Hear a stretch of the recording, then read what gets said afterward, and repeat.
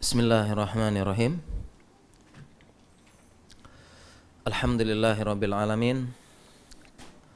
Wassalatu wassalamu ala asrafil anbiya'i wal mursalin Muhammadin wa ala alihi wa sahbihi ajma'in, amma ba'd. Para jemaah kaum muslimin dan muslimat, para ikhwan dan akhwat yang semoga dimuliakan oleh Allah Subhanahu wa taala. Assalamualaikum warahmatullahi wabarakatuh. Alhamdulillah, kita lanjutkan ya sesi kedua dari kajian kita. Ya, semoga tidak mengantuk ya. Nah, biar tidak mengantuk, kita kuis lagi dulu sebentar. Baginya buku ini ya, insyaallah. Buku ini, pertanyaannya, apa judul atau topik kajian kita sesi 2 ini? Apa judulnya? Iya, paling belakang tadi ya. Itu ya. Apa tema? Tema. Oh benar, tahu. Siapa? Oh itu, Fadal. Iya, sahih. Nah, ternyata kan Fadal. Jadi kadang-kadang kita mau kajian, temanya apa ini? Iya, insyaallah ya. Nah, apa?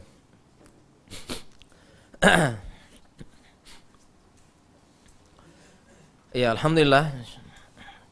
Ya, insyaallah tema kita, topik kita pada sesi 2 ini adalah masuk surga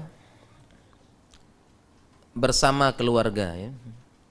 Dan reunite dengan para sahabat nanti di surga.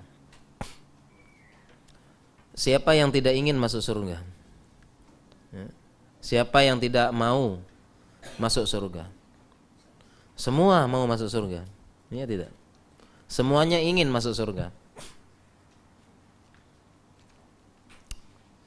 Karena kesuksesan, keberhasilan yang paling tinggi adalah masuk surga. Man zuhziha 'anil nar wa udkhilal jannata faqad faz. Barang siapa yang dijauhkan dari api neraka dan dimasukkan ke dalam surga, faqad faz, sesungguhnya telah sukses dan beruntung. Masuk surga.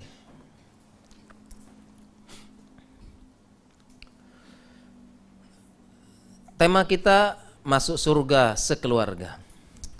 Masuk surga bersama keluarga. Allah sebutkan dalam Al-Quran, Allah berfirman, Jannatu adn yadkhulunaha wa man salaha min abaihim wa azwajihim wa dhurriyyatihim. Surga Aden, Jannah Aden, yang masuk bersamanya. Bersama siapa? Bersama orang-orang yang baik dari abaihim, dari kakek-kakek mereka, buyut mereka. Wa azwajihim, bersama istri-istri mereka. Wa dzurriyyatihim, dan bersama anak cucu mereka. Ini dalil masuk surga bersama keluarga. Jannatu adn yadkhulunaha wa man salaha min abaihim wa azwajihim wa dzurriyyatihim. Ayat ini harus kita perhatikan dan harus kita wujudkan. Selama ini kita hanya memikirkan diri kita, iya tidak? Bagaimana saya memikirkan diri sendiri. Bagaimana saya masuk surga. Itu yang kita pikirkan ya. Itu yang kita pikirkan selama ini. Bagaimana saya masuk surga. Itu yang kita pikir. Saya ini bagaimana masuk surga. Tapi setelah membaca ayat ini, setelah belajar, setelah kajian, setelah mengaji, kita ganti. Jangan hanya ingin masuk surga sendiri. Jangan hanya bercita-cita masuk surga sendiri. Tapi masuk surga bersama keluarga. Masuk surga bersama istri. Sama-sama masuk surga. Masuk surga bersama anak-anak. Anak-anak yang kita cintai. Masuk surga. Masuk surga bersama keluarga yang lain. Sekarang kita ganti. Mulai detik ini, mulai saat ini, kita ganti. Masuk surga itu bersama keluarga yang kita cintai, bersama keluarga yang kita sayangi. Itu yang harus kita pikirkan sekarang. Itu yang harus kita usahakan sekarang. Itu yang harus kita cari caranya. Belajar bagaimana bisa masuk surga bersama keluarga. Bahagia tidak? Senang tidak? Gembira tidak? Masuk surga bersama istri. Masuk surga bersama anak-anak kita bawa. Itu yang harus kita pikirkan. Karena Allah sudah menjelaskan masuk surga bersama keluarga.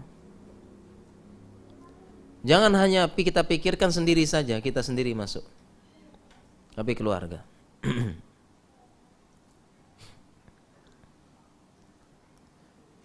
Kenapa Allah sebutkan masuk surga bersama keluarga?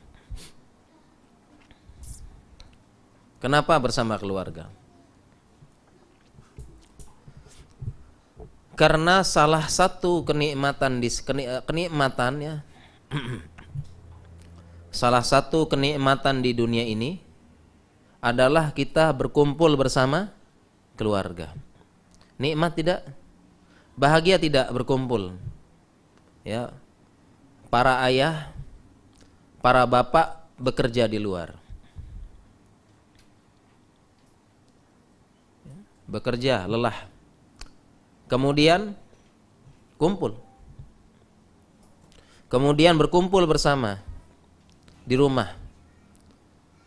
Ya, kumpul dengan istri, berkumpul dengan anak-anak di rumah, main-main dengan istri, main-main dengan anak-anak yang kecil. Bahagia tidak? Bahagia ini. Berkumpul. Ya. Berkumpul di rumah dengan anak-anak, dengan istri, main-main dengan anak. Bahagia tidak? Bahagia.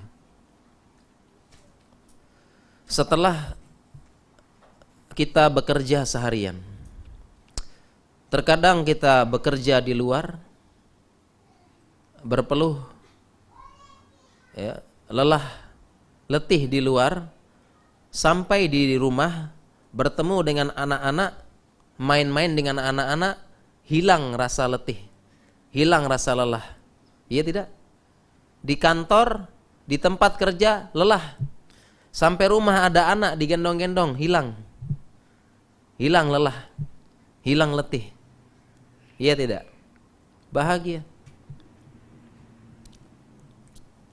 Bahagia berkumpul di dunia bersama keluarga.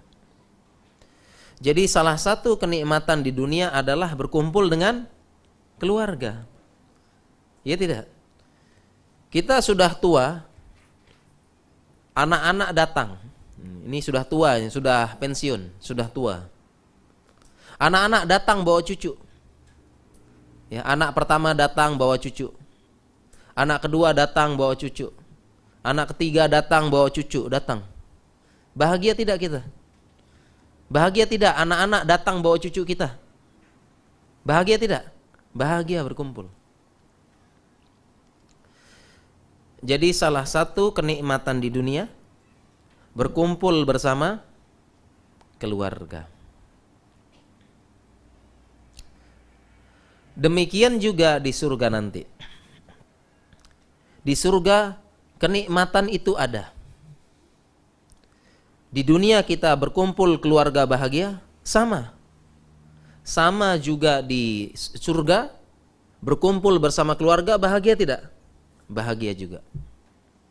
Bahagia.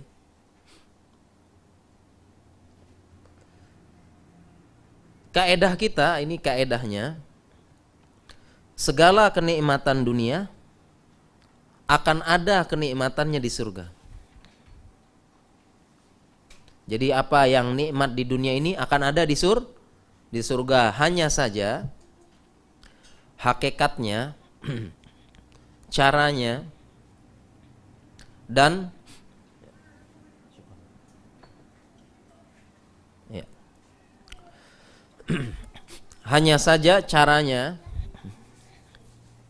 hakikatnya berbeda. Contoh, kita di dunia ada kenikmatan makan buah ya. Di dunia kenikmatan makan buah enak ya. Di surga juga makan buah. Tu'ti ukulaha kullahinin. Tu'ti ukulaha kullahinin. Di surga buahnya datang setiap musim. Ada setiap hari. Di surga buah.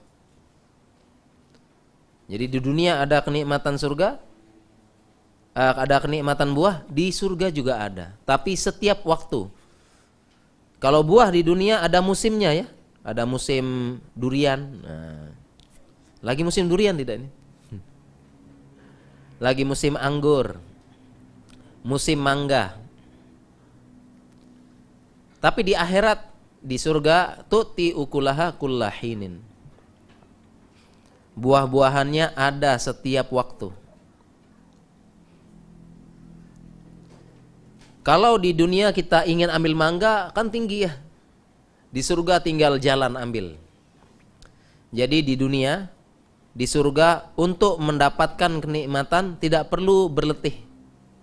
Kalau di dunia untuk mendapatkan kenikmatan berletih tidak? Berletih ya. Ambil pohon di atas harus letih dulu ambil.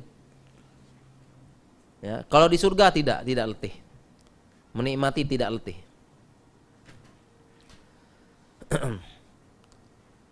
Di surga ada, di dunia ada kenikmatan sungai-sungai. Air. Di surga juga ada. Tajri min tahtihal anhar. Mengalir sungai-sungai, ada sungai madu, sungai khamar, sungai susu. Sungai khamar tidak memabukkan. Ada di surga. Kemudian kita tidak letih. Sungai di surga bukan tidak di bawah, tetapi sungai di surga melayang. Seperti jalan di atas, melayang. Jadi sungainya melayang. Kita tidak perlu jongkok untuk ambil, tapi tinggal ambil. Karena menikmati di surga tidak letih. Kalau di dunia kita menikmati letih. Kita mau buat kopi, kan buat dulu. Ya, letih sebentar. Buat kopi. Di surga tidak. Menikmati tidak letih. Sungai di surga melayang, ya, seperti jalan di atas. Itu sungainya, tinggal ambil. Jadi kenikmatan di dunia akan ada kenikmatannya di surga, tetapi berbeda hakikatnya, tidak sama. Demikian juga kalau ada, apabila ada kenikmatan berkumpul bersama keluarga di dunia, ada juga kenikmatan berkumpul di akhirat nanti bersama keluarga. Oleh karena itu, mulai hari ini, mulai detik ini, kita jangan pikirkan diri kita saja yang masuk. Hanya masuk surga sendiri, tapi masuk surga bersama keluarga. Bilang sama istri, katakan kepada istri, "Dek, istriku, kita nanti masuk surga bersama-sama." Ini bagi yang sudah punya istri.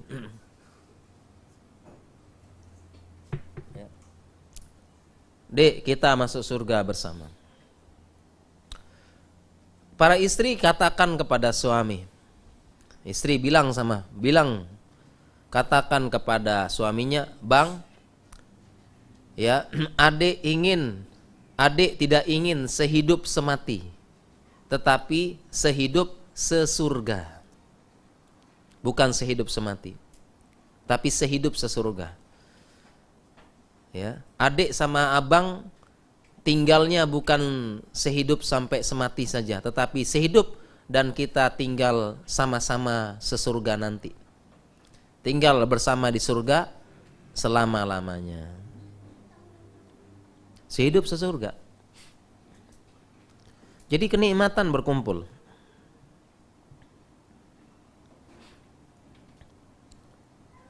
Apa-apa kenikmatan di surga ada. Fiha ma tashtahil anfus wa talazul a'yun wa antum fiha khalidun. Di dalam surga ada semuanya yang diinginkan oleh jiwa dan yang dianggap lezat pandangan oleh mata. Wa antum fiha khalidun. Dan kalian di dalam surga kekal selama-lamanya. Masuk surga bersama keluarga.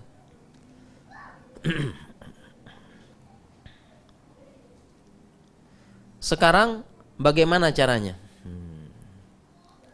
Bagaimana cara kita semua ingin tidak? Ingin tak masuk surga sama keluarga? Ingin, tapi sekarang caranya bagaimana? Caranya ini. Caranya bagaimana biar masuk surga bersama keluarga? Caranya adalah kita belajar tauhid. Kita ajarkan tauhid di dalam keluarga. Kita ajarkan apa? Tauhid. Tauhid, kita tanamkan tauhid dalam keluarga. Kenapa? Karena tauhid ini adalah tujuan kita diciptakan. Apa kita tujuan kita hidup di dunia? Tauhid. Wa ma khalaqtul jinna wal insa illa liya'budun. Tidaklah aku ciptakan jin dan manusia kecuali untuk beribadah kepadaku. Tafsir ayatnya ay yuwahhiduni, yaitu mentauhidkan aku. Apa tauhid itu? Tauhid itu adalah menunaikan hak-hak Allah di muka bumi. Kita tunaikan. Kita tanamkan tauhid di keluarga dulu. Cara biar bisa masuk surga. Syarat mutlak masuk surga harus tauhid. Bahkan apabila tauhid kita tinggi, tauhid kita baik, kita benar-benar menunaikan hak Allah di muka bumi, kita akan masuk surga tanpa hisab dan tanpa azab. Ya. Masuk surga tanpa hisab, tanpa azab. Yadkhulul jannata min ummati sab'ina alfan. Masuk surga dari umatku 70 orang, 70.000. Masuk surga. Dalam kitab tauhid juga disebutkan man haqqaqat tauhid dakhalal jannata bighairi hisabin wala azabin. Barang siapa yang merealisasikan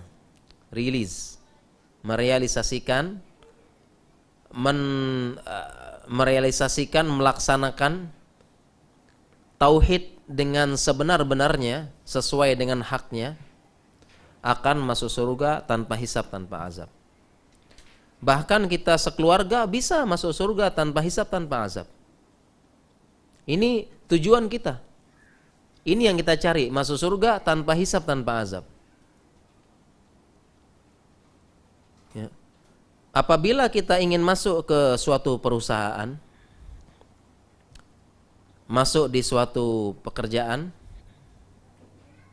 masuk di university, ada tidak yang tidak tanpa tes? Ada yang tanpa tes?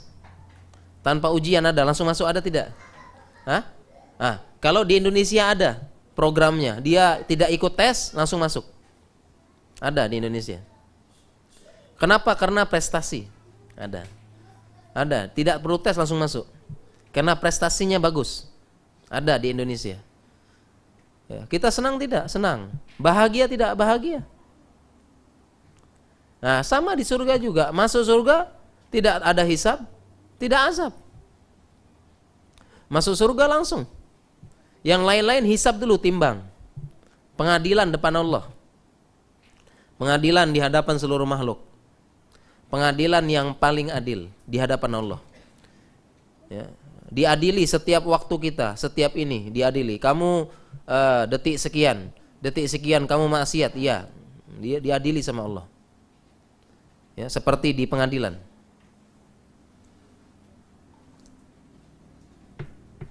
Diadili. Bahkan kita bisa masuk surga tanpa hisab, tanpa azab bersama keluarga. Jadi cara pertama kita realisasikan dulu tauhid. Ajarkan tauhid dulu dalam Islam.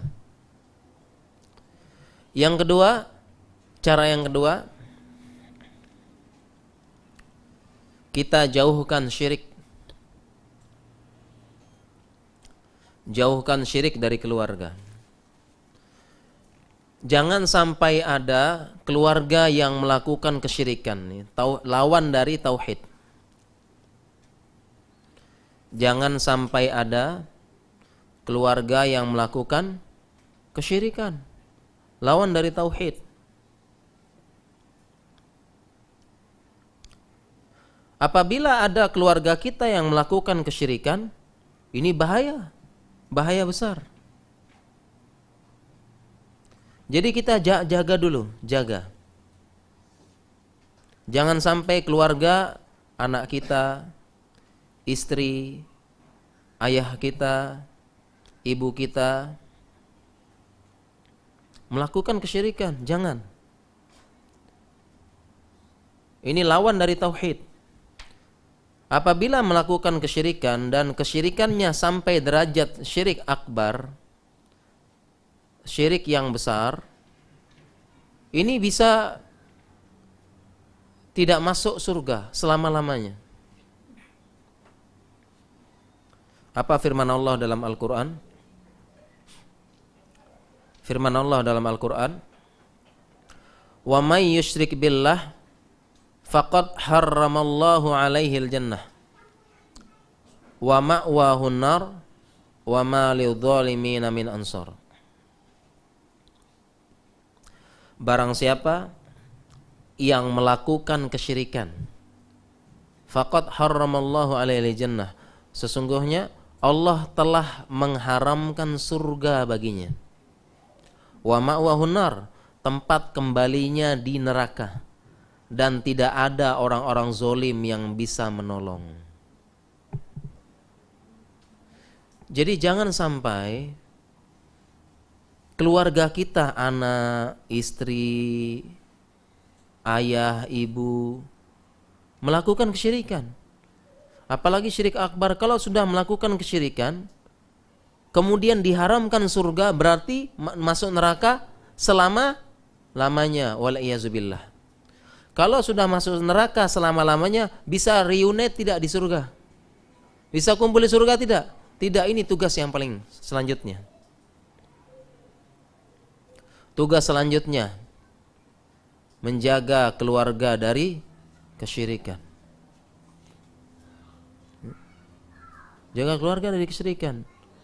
Bahaya kesyirikan, innallaha la yaghfiru ayyushraka bihi wa yaghfiru ma duna dzalika liman yasha. Sesungguhnya Allah tidak akan mengampuni dosa syirik dan mengampuni dosa yang levelnya di bawah syirik. Hati-hati. Ini tugas yang kedua kita. Jangan sampai, ya, wal'iyazubillah, insyaallah tidak ada, mudah-mudahan tidak ada keluarga kita yang melakukan kesyirikan. Hati-hati. Hati-hati. Jangan sampai nanti ayahnya pergi ke dukun. Apa di sini? Paranormal. Apa bahasa Malaysia? Bomo ya. Hah? Itulah pokoknya ya. Ya datang itu paranormal ya, dukun ya. Anda boleh ini syirik. Jangan. Ini syirik besar. Syirik akbar kalau kita percaya. Syirik akbar ini. Man ata kahinan fasaddaqa bima yaqulu faqad kafara bima unzila ala Muhammad. Kau kama qala Rasulullah sallallahu alaihi wasallam, barang siapa yang datang kepada kahinan atau arraf, dukun, kemudian dia benarkan apa yang dia ucapkan, sungguh dia telah kafir, telah kufur dengan apa yang Nabi sallallahu alaihi wasallam diturunkan. Jangan percaya ya. Ramalan tidak boleh percaya. Karena ramalan ini menebak-nebak hal goib. Padahal Allah berfirman dalam Al-Quran, La ya'lamul ghaiba illallah. Tidak ada yang bisa mengetahui hal goib kecuali Allah. Sekarang ada ya, ramalan itu. Apa bahasanya? Zodiak ya. Pisces apalagi itu. Pisces, Aries apalagi. Itu bohong semua, jangan percaya. Syirik akbar. Syiriknya yang akbar ini. Kenapa percaya ramalan? Dari mana dia tahu masa depan? Padahal ini haknya Allah. Tadi tauhid apa? Tauhid menunaikan hak Allah. Hak Allah, la ya'lamul ghaiba illallah. Allah yang tahu ghaib. Ini tetapi manusia menganggap biasa. Di rumah-rumah banyak ya, di surat kabar, di majalah zodiak. Atau di Indonesia masuk TV. Ingin tahu halaman, ingin tahu apa peruntungan Anda hari ini? Ketik rek spasi. Kirim nanti kirim. Itu di Indonesia. Masuk TV. Ini syirik ini. Syiriknya apa? Syirik akbar, yang akbar. Kalau lalai, melanggar terus, tidak peduli, ancamannya haramallahu alaihil jannah. Kalau sudah Allah haramkan surga di neraka selama-lamanya, bisa reunite tidak bisa. Sedih tidak? Sedih. Nah, jaga ini kedua ini. Jangan ada syirik, jangan. Belajar syirik apa? Belajar, ilmu lagi. Ilmu lagi, belajar apa syirik, apa jenisnya, apa macamnya syirik. Ada syirik akbar, ada syirik asgor. Apa macamnya yang akbar? Apa macamnya yang asgor? Karena syirik asgor ini adalah bisa mengantarkan kepada akbar. Ya, kalau terus-menerus diremehkan, dia mengantarkan kepada akbar. Belajar apa syirik? Apa syirik yang jali, apa yang syirik khafi? Apa yang syirik yang nampak, syirik yang tersembunyi.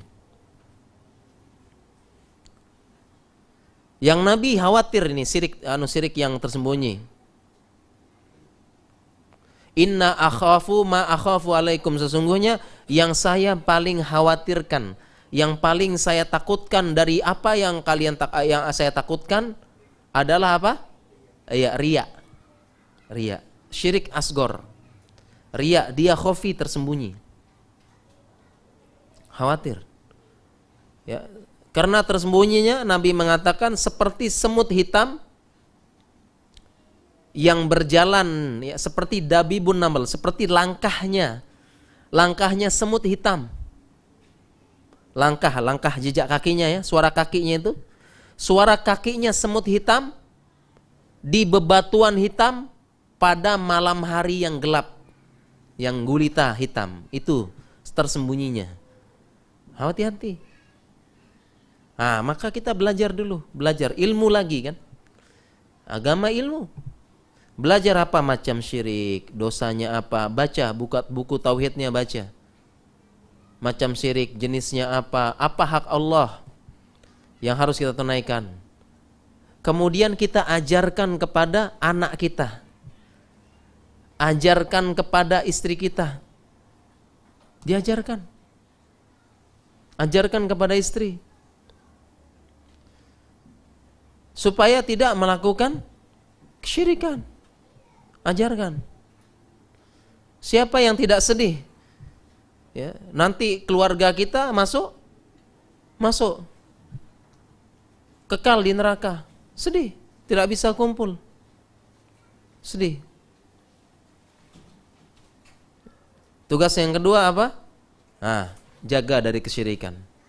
Dosa yang besar. Inna syirka la zulmun azim. Sesungguhnya syirik adalah kezoliman yang paling besar. Kezoliman paling besar. Ya. Langkah kedua ya, belajar syirik, apa macamnya, apa jenisnya. Kemudian selanjutnya, bagaimana cara bisa masuk surga sekeluarga. Cara yang selanjutnya, yang ketiga berarti ya. Yang ketiga adalah tugasnya ayah. Yang ketiga ini tugasnya ayah. Tugasnya ayah apa? Ku anfusakum wa ahlikum naro.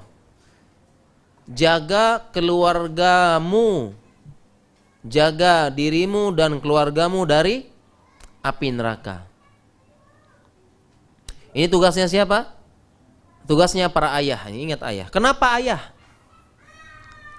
Kenapa ini tugas beratnya para ayah? Kenapa tugasnya ayah? Karena para ayah pemimpinnya. Ar-rijalu qawwamuna 'alan nisa. Laki-laki pemimpin dari perempuan. Bima faddalallahu ba'dukum 'ala ba'din wa bima anfaqu min amwalihim. Karena laki-laki diberikan kelebihan, ya, laki-laki logikanya jalan, kalau perempuan perasaan ya. Laki-laki berpikir pakai logika, perempuan kadang-kadang pakai perasaan. Laki-laki. Dan karena anfaqu min amwalihim, laki-laki memberikan infak. Ini dua alasan laki-laki jadi pemimpin dalam rumah tangga. Kalau laki-lakinya mental kerupuk bahasa Indonesia.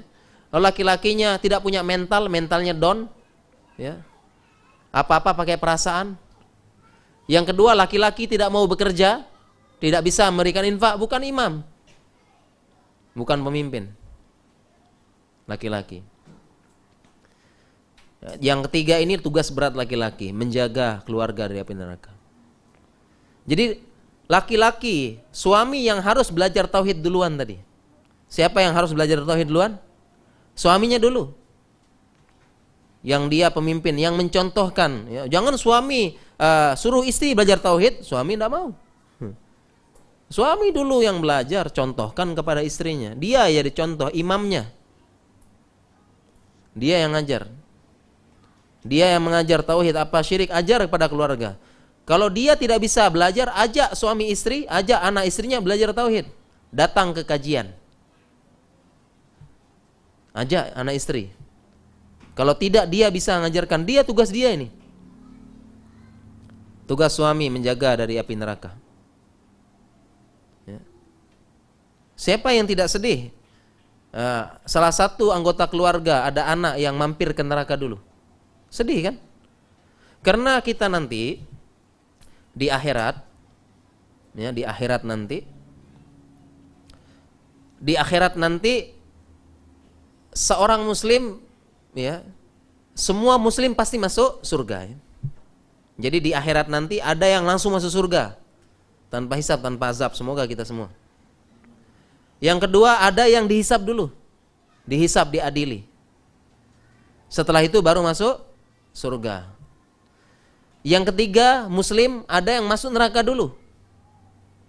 Masuk neraka dulu, waliyazubillah. Setelah dicuci baru masuk surga. Dan yang terakhir yang dikekal selama-lamanya, orang kafir. Selama-lamanya. Bagaimana kita bisa kumpul di surga kalau ada keluarga yang masuk neraka dulu atau kekal di neraka? Gimana bisa ngumpul? Tak bisa. Makanya dijaga. Tugasnya ayah. Dan tugasnya ayah lagi, tugasnya para suami berat. Jadi ini yang paling berat, menjaga keluarga dari api neraka. Ini tugas berat. Tugas berat suami. Oleh karena itu, yang namanya hak, ya, ini berbanding lurus dengan tanggung jawab, ya tidak? Semakin besar tanggung jawabnya, haknya semakin tinggi tidak? Ya, semakin tinggi ya. Semakin tinggi jabatan, semakin tinggi hak ya. tapi tanggung jawab semakin tinggi. Ya. Karena besarnya tanggung jawab suami, maka hak suami juga tinggi. Iya tidak? Karena tanggung jawab suami yang tinggi dan berat, maka hak suami yang harus ditunaikan oleh istri tinggi juga. Apa hak suami yang harus ditunaikan oleh istri? Berat. Bagaimana haknya suami yang harus ditunaikan oleh istri? Berat. Berat juga. Kenapa? Karena tanggung jawab suami berat. Bagaimana haknya? Haknya sebagaimana hadis Nabi sallallahu alaihi wasallam. Hadisnya adalah diperintahkan kepada para istri, disuruh istri, lau kuntu amiron ahadan ayyasjuda li ahadin la amartul mar'ata antas juda li zaujiha. Seandainya aku boleh memerintahkan seseorang untuk sujud kepada orang lain, maka aku perintahkan para istri sujud kepada suaminya. Kenapa? Karena haknya suami begitu besar. Kenapa hak suami besar? Kenapa? Karena tanggung jawab dan kewajibannya besar. Apa yang besar tersebut? Ini jaga keluarga dari api neraka. Ini tugas yang bukan ringan ini. Bukan tugas yang mudah. Bukan kewajiban yang mudah, berat ini tugasnya suami. Kewajiban suami juga apabila istri melakukan kesalahan, istri melakukan maksiat, istri mengerjakan dosa, karena suami tanggung jawab, suami juga akan diminta pertanggungjawaban. Suami juga akan ditanya oleh Allah di akhirat nanti. Itu tanggung jawab berat. Kita kasih contoh, misalnya istri suka bergosip. Apa gosip di Malaysia? Gosip, namimah, gibah. Gibah. Kalau Indonesia gosip, gibah. Contoh, istri suka gibah sana sini, sering hobi gibah. Suaminya tahu, ya, kemudian suaminya membiarkan. Suaminya tidak pernah menasehati. Suaminya tidak melarang. Nanti di hari kiamat suaminya diminta pertanggungjawaban. Suaminya ditanya oleh Allah. Jadi itu tugas berat suami. Berat suami. Kenapa istri harus sujud pada suami? Ya, kenapa istri harus sujud sama suami? Karena tugas suami berat. Ketika istri maksiat, suami ditanya. Ketika istri melakukan dosa terus, suami ditanya, sudah belum engkau para suami? Sudah belum nasihati istrimu? Belum. Sudah kamu ajarkan? Belum. Kamu juga akan menanggung dosa. Kamu juga akan diminta pertanggungjawaban. Kalau gitu kamu telah melalaikan tanggung jawab dosa. Berat kan suami? Berat suami. Begitu juga para suami punya anak perempuan. Itu tanggung jawab para ayah. Anak perempuannya tidak mau pakai jilbab. Anak perempuannya tidak mau pakai kerudung. Anak perempuannya pakai jilbab tetapi ketat. Ketat ini. Jadi atasnya Mekah fashion, bawahnya Amerika fashion. Atasnya jilbab, bawahnya jeans ketat. Ini anak perempuan seperti ini, ayahnya ditanya juga. Wahai ayah, engkau sudah nasihati belum? Engkau sudah ajarkan kepada putrimu? Engkau sudah larang? Jawaban ayah tersebut, belum. Kalau begitu engkau lalai tanggung jawab. Itu tanggung jawabmu. Kamu juga berdosa. Berat tidak tugas para ayah? Berat tidak tugas para suami? Berat ini. Jadi ketika anak perempuan, ya, istrinya ditanya suaminya, ditanya ayahnya. Ditanya. Kalau anak laki-laki sudah sendiri, anak laki-laki sudah balik, tanggung jawab sendiri. Anak laki-laki sudah balik, tanggung jawab sendiri. Tapi anak perempuan selama belum nikah, anak perempuan selama belum kawin, itu bapaknya yang menjadi tanggung jawab bapaknya.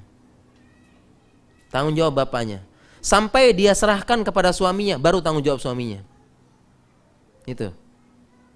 Berat tugas saya ini. Anak perempuannya suka keluar malam-malam, keluyuran. Ya, kalau bahasa Indonesia pacaran keluar. Ayah ditanya, "Sudah engkau larang belum putrimu berzina?" "Belum." "Kenapa engkau izinkan keluar bersama laki-laki ajnabi, laki-laki asing? Kenapa engkau izinkan? Sudah dinasihati belum? Sudah diajarkan belum?" "Belum." "Kalau begitu engkau lalai, engkau dosa, dicatat Allah dosa." Berat tidak suami? Berat tidak istri? Para ayah, berat. Karena beratnya tugas dan tanggung jawab suami, haknya suami besar. Haknya suami besar. Apa hak suami? Istri suruh sujud. Istri sujud sama suami. Itu. Karena besar tanggung jawab. Jadi tugas kita para suami, para ayah ini tugas yang berat, bukan tugas yang main-main. Kalau sekadar cari uang, memberikan infak anak, cari makan, cari uang makan, memberikan infak, memberi makan anak, membiayai sekolah, bayar sekolah anak, tugas-tugas ini para istri juga bisa. Bisa tidak istri cari uang? Bisa tidak istri cari uang? Kerja, bisa istri? Bisa istri cari uang, kerja? Bisa. Bisa tidak istri bayar sekolah anak, kerja? Bisa. Bisa istri kasih makan anak, kerja? Bisa? Bisa. Jadi kalau tugasnya hanya itu saja, tidak hanya suami yang bisa, istri juga bisa. Cari uang, sekolahkan anak, bisa istri. Jadi bukan itu tugas yang berat bagi seorang suami. Bukan itu tugas berat. Istri juga bisa. Tugas berat suami ini, ku anfusakum wa ahlikum naro. Kita diminta, suami diminta tanggung jawab nanti. Kullukum ra'in wa kullukum mas'ulun an ra'iyatihi. Setiap kalian pemimpin dan kalian akan ditanya apa yang dipimpin tersebut. Para ayah, para suami memimpin rumah tangga ditanya. Semua gerak-gerik. Istri maksiat, suami tanya, "Sudah belum kamu nasihati? Sudah kamu ingatkan dia istrimu suka maksiat? Belum, kamu tanggung jawab, kamu dosa." Catat sama Allah. Berat ini. Ya, berat. Sehingga para istri juga paham, para istri harus paham ya, tugas suami berat ini. Haknya suami berat. Ya, jadi istri harus hormat ya, harus hormat. Tadi malam sudah kita bahas ya. Harus hormat kepada suaminya, harus patuh pada suaminya. Karena tugas suami berat. Tanggung jawabnya berat. Ini yang ketiga. Yang ketiga, biar tadi bisa masuk surga bersama keluarga. Kemudian yang keempat, agar bisa masuk surga bersama keluarga. Yang keempat, kita didik anak dengan baik.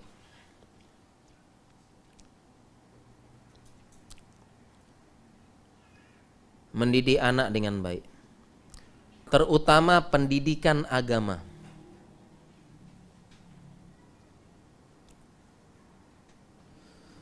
Kenapa? Karena anak yang soleh akan bisa mengangkat derajat orang tua. Anak yang soleh dan solehah bisa mengangkat derajat orang tua. Mengangkat derajat orang tua sehingga nanti anak dan ayahnya berkumpul kembali. Anak berkumpul kembali bersama orang tua, ayah dan ibunya. Kumpul kembali.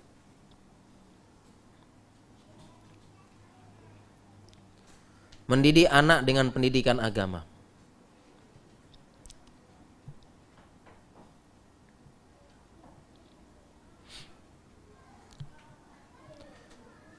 Jadi anak bisa menarik orang tua di atas sehingga berkumpul kembali. Ini fasilitas yang Allah berikan agar bisa berkumpul bersama nanti di surga. Dalam suatu hadis dijelaskan, dalam sebuah hadis terdapat seorang hamba. Ini ada hamba.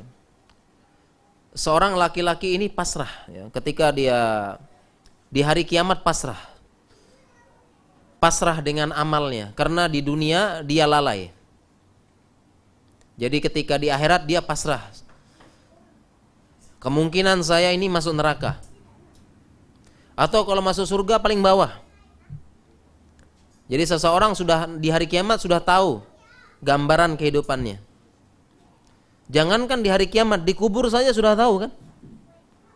Di kubur sudah tahu setelah menjalani fitnah kubur. Fitnah kubur apa? Pertanyaan mungkar dan nakir, ini fitnah kubur. Berbeda dengan azab kubur. Kalau azab, azabnya. Tapi kalau fitnahnya, fitnah kubur adalah pertanyaan mungkar nakir. Ya, ketika bertanya, kemudian nanti ini, kemudian diperlihatkan pintu, dibukakan pintu surga atau neraka terlihat. Jadi di hari kiamat, ya, dalam sebuah hadis, ada seseorang sudah pasrah. Aduh, sepertinya lalai di dunia. Tidak mau kembali ke agama. Nampaknya masuk neraka sepertinya ini. Atau ini, lalai di dunia. Tiba-tiba ketika penempatan ya di surga atau neraka atau surga tingkat mana, tiba-tiba beliau ditempatkan di surga yang tinggi. Surga yang tinggi. Sehingga orang ini kaget. Kaget. Kenapa saya ini tiba-tiba di surga yang tertinggi? Kaget orang ini. Sehingga dia berkata, min aina hadza? Anna hadza, dari mana ini? Dari mana saya dapat kedudukan seperti ini? Kemudian fanada munadin, tiba-tiba ada suara. Ada suara yang menjawab, bistighfari waladika laka. Karena istighfar anakmu kepadamu. Karena apa? Istighfar anakmu kepadamu. Istighfar. Ini doa yang dibaca anak kita. Rabbighfirli wali walidayya warhamhuma kama rabbayani shaghira. Coba perhatikan doa ini. Perhatikan doa ini ya. Perhatikan doa ini. Rabbighfirli wali walidayya. Ya Allah, ampunilah dosaku dan dosa kedua orang tuaku. Kemudian apa doanya? Sayangilah mereka sebagaimana mereka menyayangi aku ketika kecil. Nah, perhatikan, kama, sebagaimana mereka menyayangi aku ketika kecil. Ada kata apa? Kama. Ada kata-kata kama, sebagaimana mereka sayangi. Kan ini kan syarat ya. Ya Allah, sayangilah mereka sebagaimana mereka sayangi aku ketika kecil. Tetapi ya Allah, aku pas kecil tidak pernah disayangi. Tidak pernah diajarkan agama. Tidak pernah dibelai. Tidak pernah diberikan kasih sayang. Kira-kira doanya terlaksana tidak? Sesuai syarat tidak doanya? Tidak. Kan doanya sayangilah kedua orang tuaku kama, sebagaimana mereka berdua sayang kepada aku ketika kecil. Tapi ketika kecil dia tidak, orang tua tidak sayang aku. Orang tuaku sibuk kerja dua-duanya. Sibuk kerja, orang tuaku lalai. Orang tuaku tidak peduli pendidikanku. Tidak pernah diajarkan Al-Fatihah, tidak pernah disuruh ngaji orang tua. Kira-kira doanya sampai tidak? Sampai doanya? Terjawab syaratnya tidak doanya? Tidak. Itu doa anak kita kan? yang diajarkan. Sayangi mereka sebagaimana menyayangi aku ketika kecil. Tapi kecil tidak pernah sayang. Bagaimana cara Allah sayangi? Tidak pernah sayang. Nah, sehingga cara yang keempat, kita didik anak dengan pendidikan agama. Dari kecil dia ajarkan. Ajarkan. Sebagian kaum muslimin tidak mau mengajarkan agama pada anak-anaknya. Tidak ingin mengajarkan agama. Orang tua khawatir anaknya terlambat bangun, terlambat sekolah. Khawatir orang tua tidak. Tetapi orang tua tidak pernah khawatir anaknya terlambat bangun sholat subuh. Ya. Anaknya terlambat bangun, terlambat sekolah, marah, sedih, khawatir. Tapi anaknya terlambat bangun sholat subuh, tidak khawatir. Tidak khawatir.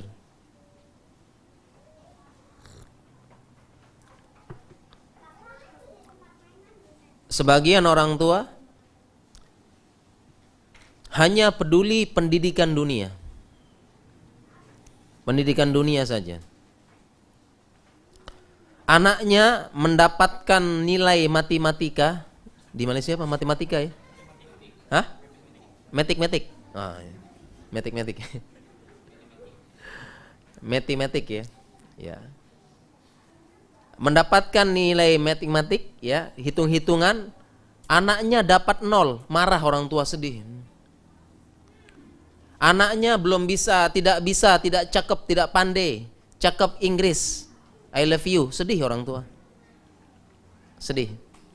Tapi anaknya tidak bisa baca Al-Quran, tidak sedih. Tidak sedih. Hanya kesuksesan dunia. Padahal apabila kita meninggal, kita mati, apa yang kita harap dari anak kita? Kirim harta ke kubur, kirim jabatan ke kubur. Apa yang kita harap dari orang tua, dari anak-anak? Doanya kan, Rabbighfirli wali walidayya warhamhuma kama rabbayani shaghira, itu yang diharapkan kan? Iya tidak? Diharapkan. Apabila kita tidak pernah memberikan perhatian ketika kecil, tidak pernah memberikan kasih sayang ketika kecil, apa kenangan indah anak-anak kepada orang tuanya? Apa kenangan indah? Harus ada kenangan indah masa kecil anak dengan orang tua. Perhatian. Tidak orang tua sibuk kerja terus. Para ayah kerja. Pergi malam, pergi gelap, pulang gelap. Masa depan gelap terus. Sama istri juga, pergi gelap, pulang gelap. Atau istri di rumah tidak mau ajarkan anaknya, masih sibuk WhatsApp, sibuk gosip, gibah, nonton Korea, nonton Bollywood. Tidak mau ajarkan anak. Padahal anak diajar, ajar Al-Fatihah. Jangan sampai yang mengajarkan Al-Fatihah pembantu. Jangan sampai yang mengajarkan Al-Fatihah guru ngajinya. Tapi siapa yang mengajarkan Al-Fatihah anak? Orang tuanya. Kenapa Al-Fatihah dipakai setiap hari? Pahalanya mengalir. Al-Fatihah dipakai minimal 17 kali dalam sehari. Ya, 17 kali dalam sehari Al-Fatihah. Al-Fatihah dipakai terus. Bahkan Al-Fatihah dipakai ketika mensolati jenazah orang tuanya. Al-Fatihah kan? Jangan sampai mengajarkan anak Al-Fatihah, siapa yang ngajarkan? Pembantu. Siapa yang ngajarkan? Guru ngaji. Bukan orang tua yang ngajarkan. Harus orang tua yang ngajarkan, yang pahalanya mengalir terus. Kita ajaran pahala. Kalau yang ngajarkan pahala Al-Fatihah pembantu, pahalanya ngalir ke siapa? Pembantu. Pembantu terus, jangan nih. Guru ngajinya panen pahala. 17 kali sehari dibaca. Jangan orang tua yang ngajarkan, ibunya yang ngajarkan. Ibu ajarkan. Ibunya yang ngajarkan adab-adab. Ya, ayah kerja, ibu. Ya. Ayahnya, ibunya madrasatul ula, madrasah pertama di rumah tangga. Sedangkan ayah kepala sekolahnya. Ayah kepala sekolah, ayah chairman-nya yang mengawasi. Ya. Ayah ajarkan doa pada anak. Adab-adab. Masuk kamar mandi kaki kiri duluan. Ya, ketika sudah anak-anak masuk kaki kanan, keluar dulu, keluar. Nah, keluar dulu. Sekarang pakai kaki kiri, baca doa. Sudah maghrib, anak-anak semua ke pintu. Tutup pintu, bismillah. Nah, itu adab-adab itu, anak-anak. Siapa yang ngajarkan? Ibu. Kita lalai. Nah, banyak kaum muslimin lalai ini, tidak mau mengajarkan anak. Tidak memperhatikan pendidikan agama anak. Tapi kalau pendidikan dunia, oh iya, ada kursus, ada les, ada apalagi pelatihan. Oh, semua anak-anak. Anak-anak 5 tahun bahasa Inggris, semua. English, suruh ajarkan, suruh belajar ini anak-anak. Tapi mana hafalan Al-Quran, hafalan doa, adab-adab Islami, adab tidur, masuk kamar mandi, hafalan doanya, mana tidak diajarkan? Tidak diajarkan. Bukan anak yang soleh. Dan apabila kita mengajarkan, apabila anak-anak kita adalah anak-anak yang soleh dan solehah, mereka akan paham.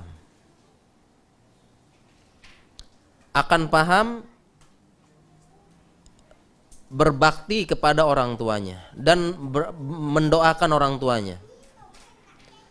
Jadi yang benar-benar berbakti dan benar-benar mendoakan orang tuanya ini hanya anak yang soleh dan solehah. Anak-anak yang punya pendidikan agama yang baik. Hanya ini yang mereka berbakti kepada orang tuanya di usia tua dan selalu mendoakan orang tuanya ketika sudah meninggal. Siapa? Hanya anak yang soleh dan solehah. Anak soleh dan solehah.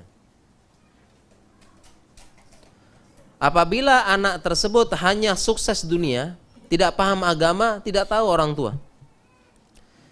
Kita punya orang kenalan, ada orang ya. Anaknya sukses, pintar, dunia, kaya, tapi tidak punya ilmu agama. Tidak punya ilmu agama. Ketika orang tuanya sudah tua, tidak mau jenguk. Tidak mau jenguk.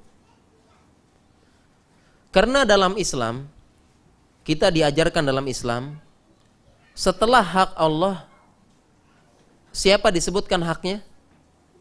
Setelah hak Allah, siapa disebutkan haknya? Siapa? Orang tua, ya. Ini kan diulang-ulang dalam ayat Al-Qur'an, ya tidak? Diulang-ulang dalam Al-Qur'an kan? Wa qada rabbuka alla ta'budu illa iyyahu. Lanjutannya? Apa lanjutannya? Wa bil walidaini ihsana. Jadi setelah hak Allah, siapa yang harus ditunaikan? Orang tua. La tusyrik billah wa bil walidaini ihsana. Itu kan Al-Qur'an ya. Setelah hak Allah, hak orang tua. Begitu juga dengan hadis. Apa dosa besar ya Rasulullah? Mal akbaru kabair. Apa dosa? Ma akbarul kabair. Apa dosa yang paling besar? Nabi sebutkan yang pertama isyraku billah, syirik kepada Allah. Dosa yang kedua paling besar apa? Apa yang kedua? Uququl walidain, durhaka kepada orang tua. Jadi setelah hak Allah, hak orang tua. Yang paham ini hanya anak yang soleh dan soleha.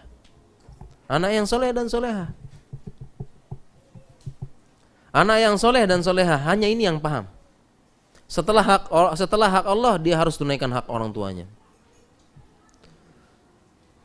Kalau anak-anak yang lain, orang tua sedang sakit, Anak-anak yang lain buat jadwal. Hari ini kamu yang jaga, hari ini kamu yang jaga, hari ini kamu yang jaga. Itu anak. Tapi kalau anak-anaknya paham agama, dia berlomba-lomba jaga. Tidak apa-apa kita jaga semua.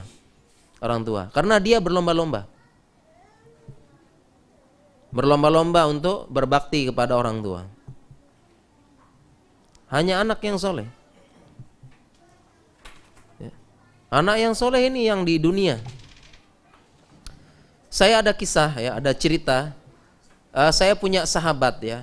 Sahabat tinggal di Newcastle, Inggris. Sahabat dia cerita ini. Newcastle, Inggris. Dia punya sahabat ada tetangga.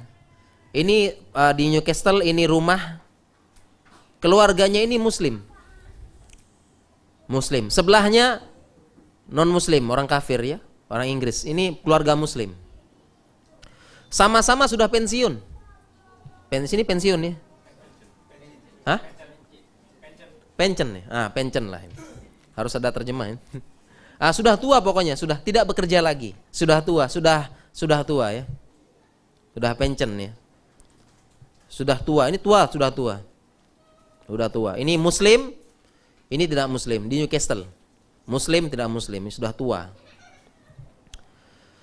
Keluarga Muslim ini punya anak-anak banyak. Tetapi setiap akhir pekan, setiap weekend, anak-anaknya datang. Bawa cucu, datang semuanya. Datang bawa cucu.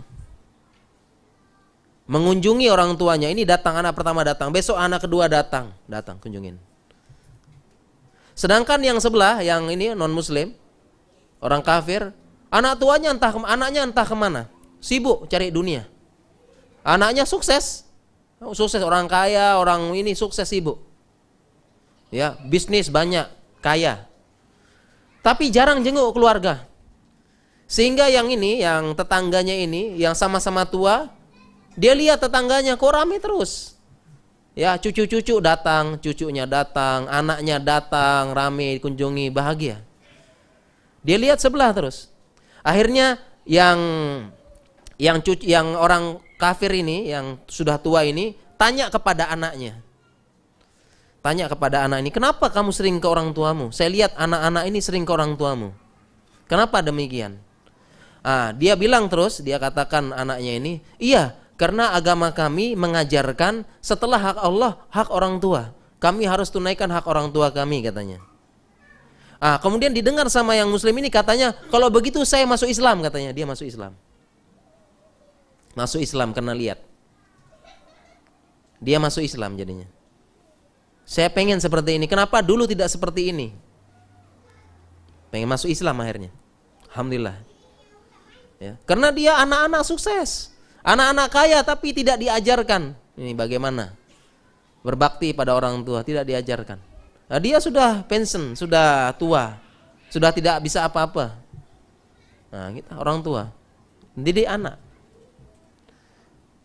Ya. Dan anak-anak yang soleh, yang doakan pada orang tua. Kita sedang jalan-jalan ya, sedang jalan-jalan, sedang rekreasi, tamasya ke pantai sama anak-anak. Kita ingat dulu orang tua sering bawa, orang tua kita dulu sering bawa kita main-main di pantai. Kita ingat orang tua. Ketika ingat orang tua yang sudah meninggal, kan langsung doa kan? Rabbana ighfirli wali walidayya warhamhuma kama rabbayani, kan begitu. Kenapa? Karena kita dididik punya kenangan indah masa kecil dengan orang tua yang ajarkan. Ketika istri ajarkan anaknya, ya, istri ajarkan anaknya doa ini, dia ingat ibunya dulu ngajarin. Dulu juga ibu saya ngajarin seperti ini. Ibu saya sudah meninggal. Kalau sudah meninggal dia doakan Rabbi firli wali. Kalau belum meninggal dia telepon ibunya, gimana kabar Bu? Sekarang saya ajarin lagi Bu. Dulu dia telepon ibunya, Bu, sekarang sudah saya ajarkan juga. Dulu ibu pernah ajarkan, saya ajarkan sekarang sama anak. Telepon ibunya. Ini begini caranya kan.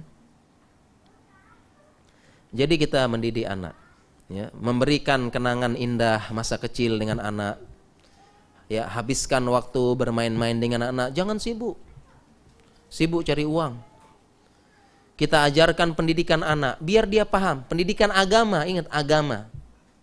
Agama itu yang menjadi kebanggaan nanti di masa tua dan hari kiamat nanti. Apa pendidikan? Agamanya. Walaupun anak sudah sukses, Anak uangnya banyak, kita sudah tua, sudah lumpuh, sudah rabun, lidah sudah tidak bisa makan enak lidah. Ya, anak tapi sukses, bermanfaat tidak? Anak kirim uang banyak kita, bisa kita jalan-jalan jauh-jauh. Ini lutut sudah lutut sudah apa? Kalau kedokterannya osteoartritis. Lutut sudah bahasa Indonesianya kocak. Bahasa Indonesia lutut sudah kocak bahasanya nih. Hah? Iya, udah longgar itu. Udah koyak. Nah, ini bahasa kedokterannya osteoartritis. Lutut sudah tua. Ya, dikasih uang sama anak 10.000 ringgit bisa jalan-jalan tidak? Nggak bisa. Nggak bisa. Dikasih. Pak, jalan-jalan ke Hollywood nih 10.000, bisa tidak ini udah nih? Mau lihat Hollywood berabun nih, rabun sudah mau lihat nonton apa ini? Nggak bisa. Apa yang bermanfaat? Agama. Bukan pendidikan dunia, bukan semata-mata dunia, bukan semata-mata sukses di dunia, tapi yang bermanfaat ini agamanya ini. Itu yang kita ajarkan pas kecil kan? Pendidikan agama. Itu yang bermanfaat. Terlebih nanti sudah di akhirat tadi seperti tadi. Di akhirat seorang hamba meninggal, dia bilang, aduh saya kayaknya sepertinya di neraka. Sepertinya surga mungkin paling bawah. Sudah pasrah dia di hari kiamat. Tiba-tiba dapat kedudukan tinggi. Sehingga bertanya, amin aina haza? Dari mana ini? Bistighfari waladika laka. Karena istighfar anakmu yang selalu dipanjatkan. Ini subhanallah ini ya. Ini caranya supaya kita bisa masuk surga. Karena anak bisa narik. Anak nanti narik, kumpul bersama lagi. Cara yang kelima, mungkin yang terakhir nih. Yang terakhir. Cara yang kelima yang terakhir.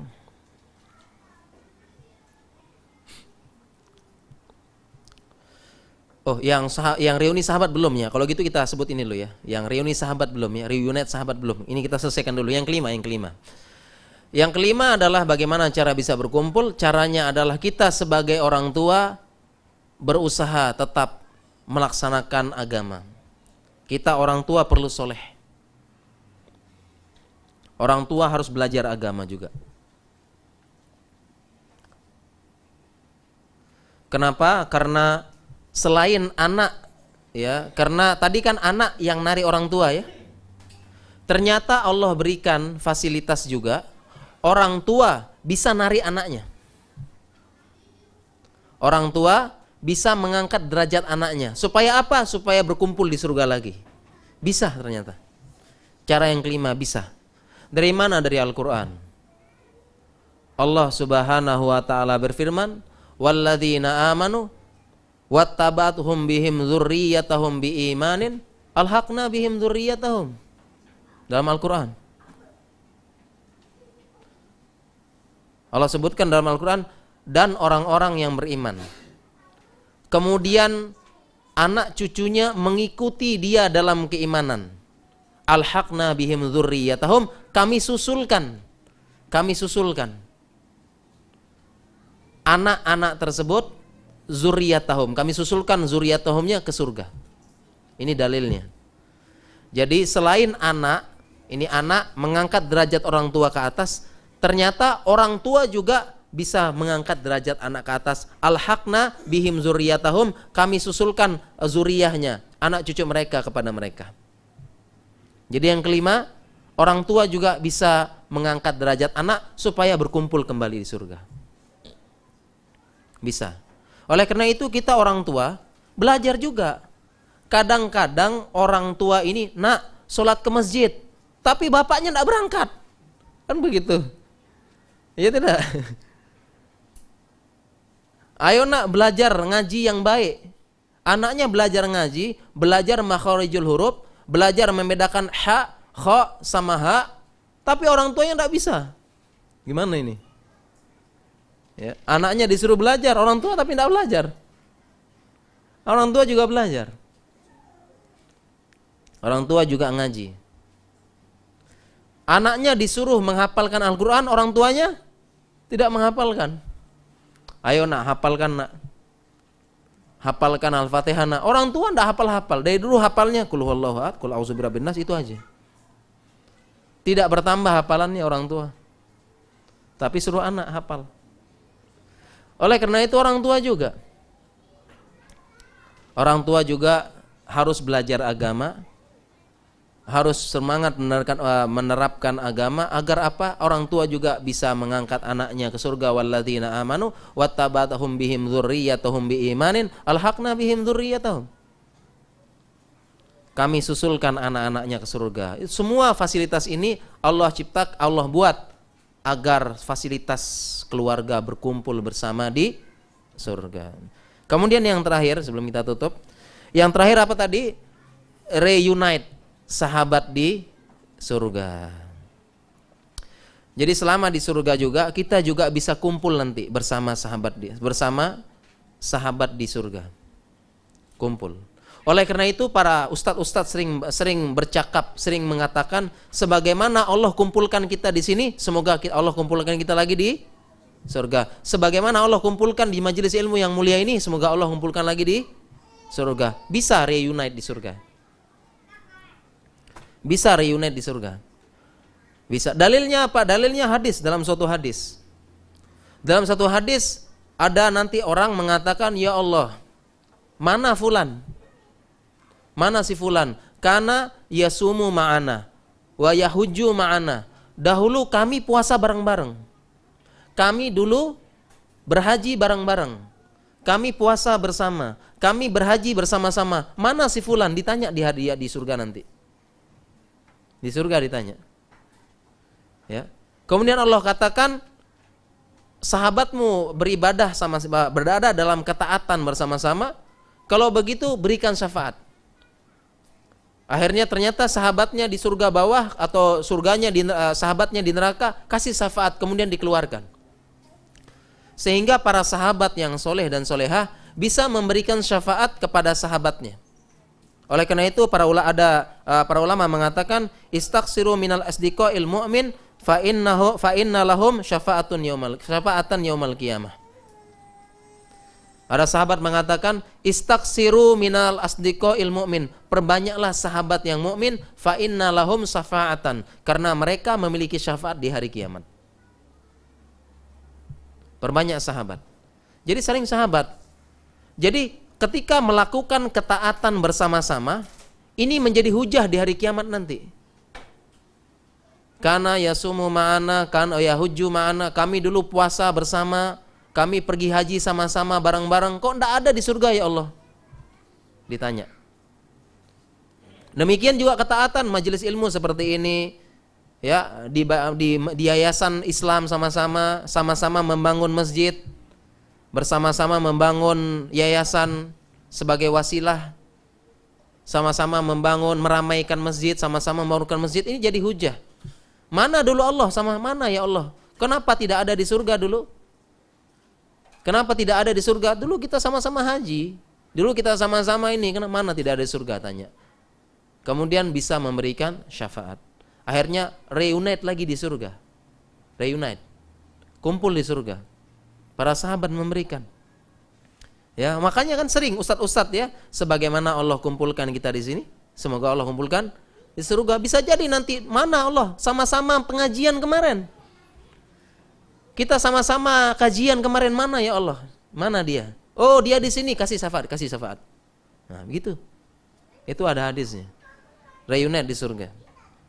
Ya, memberikan syafaat. Maka perbanyak sahabat yang soleh, sahabat yang baik, itu sahabat kita. Karena almar'u ala dini khalilihi, seseorang itu sesuai dengan agama sahabatnya. Kalau sahabatnya sahabat-sahabat yang baik, sahabat yang soleh, berarti itu agamanya. Karena yang namanya burung akan berkumpul dengan sejenisnya, kan itu katanya hadis ya. Hadisnya burung kumpul dengan sejenis. Gagak kumpul dengan gagak, burung pipit kumpul dengan pipit, burung garuda berkumpul dengan garuda, kumpul sejenis. Begitu juga dengan orang soleh, pasti cari yang soleh kumpulnya. Ya. Oleh karena itu salah satu cara ya, ini bisa reunite dengan sahabat dengan sahabat di sini, kita cari sahabat yang soleh, sahabat yang soleh dan soleh, sering kumpul dengan mereka. Saling menguatkan di jalan Allah. Ya, saling menguatkan. Karena kalau kita tidak bersama sahabat yang soleh, kita akan lemah. Ya coba kita di daerah sendiri, tidak ketemu sahabat-sahabat yang soleh, bisa futur ya. Futur tidak? Ketemu dengan sahabat-sahabat ya, tidak kumpul dengan sahabat yang soleh, tidak berkumpul dengan sahabat yang baik, futur tidak? Futur. Ya, futur, tidak ada pengajian, tidak ada sahabat yang soleh, futur kita, lemah. Jangankan kita, Nabi Musa saja. Nabi Musa ingin menghadapi Firaun, minta sahabat untuk saling menguatkan. Siapa? Harun. Ya. Minta Nabi Harun, Harun saudara saya, jadikan Nabi. Biar saya punya sahabat. Menghadapi Firaun yang Firaun yang pintar tapi terlaknat. Firaun yang mengatakan ana rabbukumul a'la. Firaun ini pintar, cerdas dia, orang pintar bicara, pintar ngomong, pintar. Firaun. Nabi Musa saja minta sahabat supaya saling kuatkan, apalagi kita. Jangan sendiri. Jangan hilang dari majelis ilmu. Jangan malas menghadiri majelis ilmu, jangan hilang dari kumpulan orang-orang soleh. Jangan menjauh dari kumpulan orang-orang yang dekat kepada Allah. Kita harus dekat. Ini cara kita supaya tetap istiqomah dan nanti akan bisa reunite di surga bersama sahabat, dan bisa jadi nanti menanyakan dan memberikan syafaat serta diberikan syafaat oleh sahabat-sahabat yang soleh di hari kiamat nanti. Ya, insyaallah demikian yang bisa kami sampaikan ya. Bisa kami sampaikan tentang berkumpul bersama keluarga di surga, dan semoga kita semua di sini bisa berkumpul dengan sahabat kita, dengan keluarga kita, masuk surga bersama-sama dengan keluarga di surga, dan semoga kita juga nanti akan reunit di surga dan menjadi saksi ya, pengajian menjadi saksi di depan Allah Subhanahu wa taala sebagai untuk reunit di surga nanti. Demikian yang bisa kami sampaikan ya. Sebelum kita ini ada pertanyaan tidak? Ada pertanyaan? Silakan ya, pertanyaan terkait ini atau yang kemarin boleh. Ya, tema-tema yang kemarin boleh ditanya sekarang nih. Terakhir ya. Tentang fikih kedokteran apalagi? Tentang psikologi atau terlanjur cinta yang kemarin. Nah, tadi malam. Terlanjur cinta. Ada pertanyaan tidak sebelum kita akhiri? Kalau tidak ada, saya yang bertanya. Tanya ini, kasih hadiah buku ya. Si hadiah buku. Ini buku terakhir ya. Buku terakhir. Tinggal sisa. Pertanyaannya,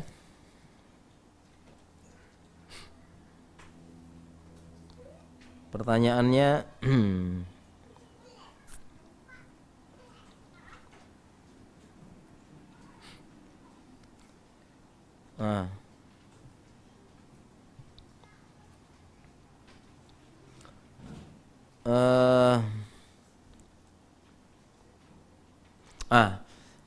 siap-siap. Bagaimana sifat buah di surga? Bagaimana cirinya buah di surga tadi? Cirinya, iya, paling belakang gimana? Kenapa? Iya, benar. Sahih ya, insyaallah. Ini hadiahnya ya.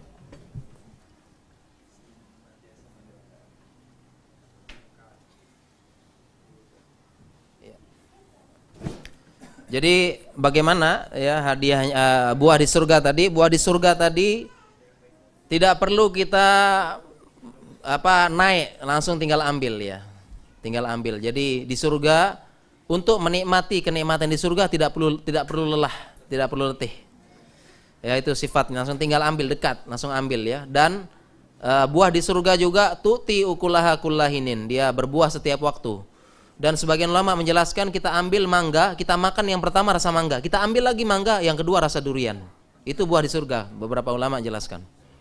Iya, buah di surga seperti itu. Ya, yang kedua sudah beda rasa, tidak hanya mangga dia.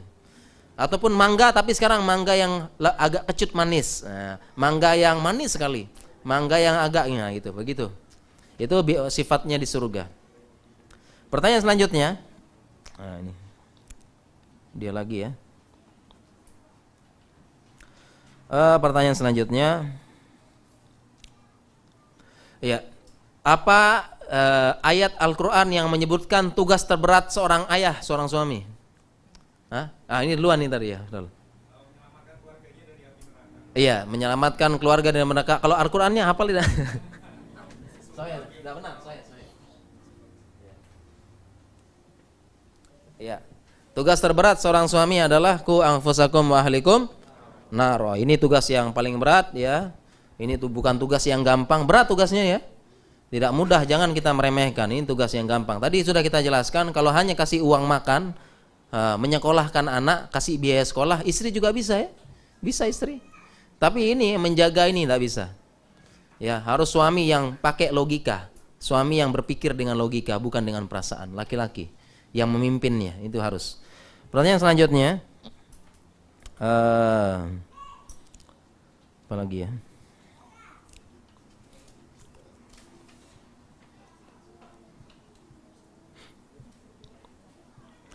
Ya, pertanyaan selanjutnya,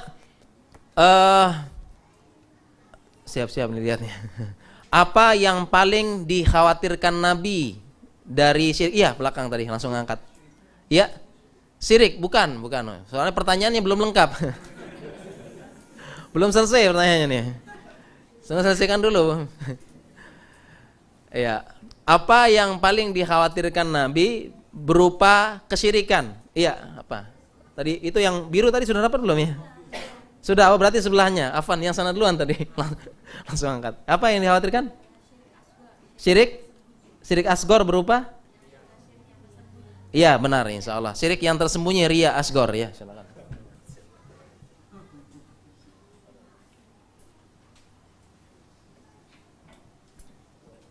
Iya, jadi yang paling dikhawatirkan Nabi sallallahu alaihi wasallam adalah syirik yang tersembunyi, yang tidak terlihat, yaitu riya. Ini yang paling dikhawatirkan dan ini memang harus terus menerus ya, kita harus belajar ya. Kadang-kadang sekarang kita riya, besok tidak riya, sudah ini riya, dan celah-celahnya apa ini dibelajari. Celah-celah riya ada, celah-celahnya, cara masuknya itu riya itu dibelajar, ada dalam kitab tauhid. Dan kadang-kadang kita perlu belajar, besok kita melakukan, besok kita terjerumus. Sekarang selamat, besok melakukan lagi. Oleh karena itu beberapa ulama mengatakan pelajaran tauhid dipelajari seumur hidup, diulang-ulang terus karena terkait dengan keimanan. Terkait dengan keimanan. Kita belajar tauhid bahwasanya setelah meninggal orang bertanggung jawab ya. Setelah meninggal tidak ada arwah gentayangan. Ya, tidak ada. Ya, setelah belajar tauhid lewat depan kuburan berani? Berani lewat depan kuburan malam-malam? Berani ya setelah ini. Tapi setelah lama-lama dan tiba-tiba iman turun kan, lewat takut, gemeteran, deg-degan, takut. Makanya tauhid ini dipelajari seumur hidup ya. Ya, demikian para jamaah sekalian ya, kaum muslimin dan muslimat, para ikhwan dan para akhwat yang dirahmati oleh Allah Subhanahu wa taala. Demikian pengajian yang bisa kami sampaikan dan ini sesi yang paling terakhir ya. Kurang lebihnya saya mohon maaf apabila ada kesalahan ya, apabila ada kekurangan. Apabila ada ini saya mohon maaf apabila ada salah kata. Demikian juga apabila salah dalam menyampaikan, salah dalil, salah kesimpulan, salah istimbat, mohon saya diluruskan dan dibenarkan. Ya, demikian yang bisa kami sampaikan dan kita berdoa kepada Allah bisa jadi sebagaimana Allah kumpulkan kita hari ini, semoga Allah kumpulkan kita di surga Allah nanti di hari kiamat kelak. Demikian, kurang lebihnya mohon maaf. Subhanakallahumma wa bihamdika asyhadu alla ilaha illa anta astaghfiruka wa atubu ilaik. Wassalamualaikum warahmatullahi wabarakatuh.